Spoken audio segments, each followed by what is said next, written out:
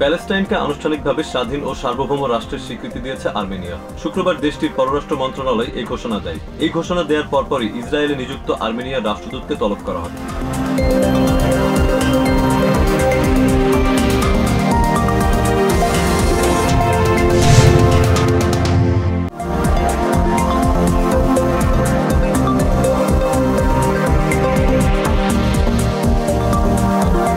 লেবাননের সাথে উত্তেজনা না বাড়াতে ইসরায়েলের প্রতি আহ্বান জানিয়েছেন স্টেট সেক্রেটারি অ্যান্টনি ব্লিংকেন। বৃহস্পতিবার এই আহ্বান জানিয়ে তিনি বলেন, ইসরায়েলের নিরাপত্তার প্রতি আমেরিকা অঙ্গীকারবদ্ধ।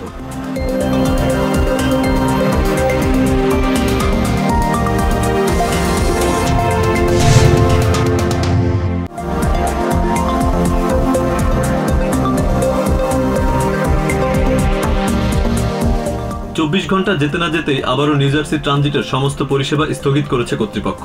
শুক্রবার এ ঘোষণা আসে। এ নিয়ে যান্ত্রিক ত্রুটির কারণে চলতি সপ্তাহে তৃতীয়বারের মতো স্থগিত করা হলো এই পরিষেবা।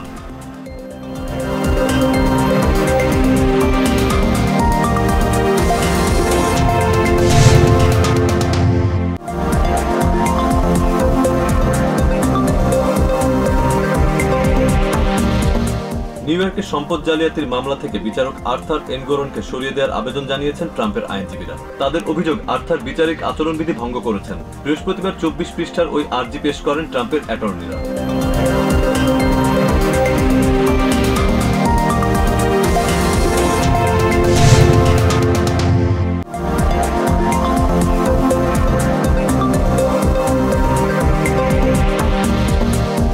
নেভাডার লাস ভেগাসে এক নারীকে যৌন নিপীড়ন করতে গিয়ে ছুরিকাঘাতে দুর্বৃত্তের মৃত্যু হয়েছে।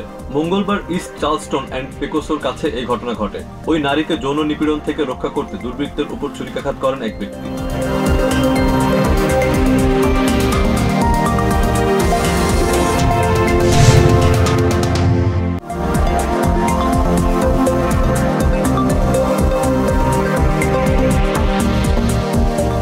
ক্যালিফোর্নিয়ার ওকল্যান্ড শহরে মেয়র শেং থাওর বাড়িতে অভিযান চালিয়েছে এফবিআই। বৃহস্পতিবার সকালে মেইডেন লেনের 100 ব্লকের ওই বাড়িতে অভিযান চালানো হয়। তবে এ ব্যাপারে এফবিআইয়ের পক্ষ থেকে কিছু জানানো হয়নি।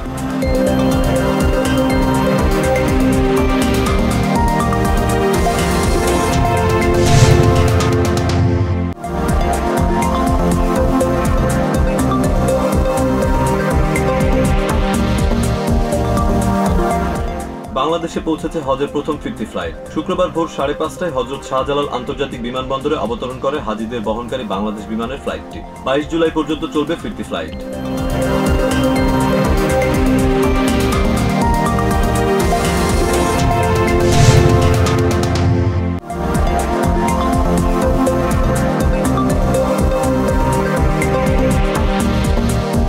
সিলেটের নদ নদীগুলো এখনো বিপদসীমায় রয়েছে। সুরমা ও কুশিয়ারা নদীর 6টি পয়েন্টে বিপদসীমার 13 সেন্টিমিটার থেকে 102 সেন্টিমিটারের উপর দিয়ে পানি প্রবাহিত হচ্ছে। শুক্রবার সকালে পানি উন্নয়ন বোর্ড সিলেটের কর্মকর্তারা এ তথ্য জানিয়েছেন।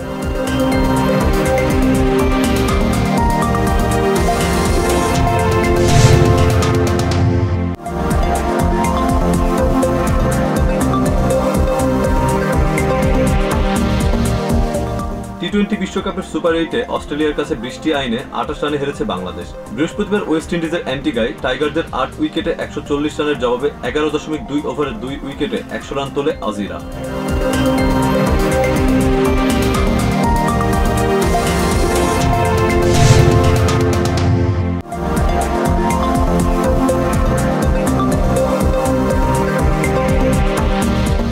কোপা আমেরিকার উদ্বোধনী খেলায় কানাডাকে 2-0 গোলে হারিয়ে শুভ সূচনা করেছে বিশ্ব চ্যাম্পিয়ন আর্জেন্টিনা। বৃহস্পতিবার রাতে জর্জিয়ার অ্যাটলান্টায় মার্সিডিজ বেঞ্জ স্টেডিয়ামে অনুষ্ঠিত ম্যাচের অধিকাংশ সময় মাঝমাঠের নিয়ন্ত্রণ ধরে রাখে আলবি সেলেস্টেরা।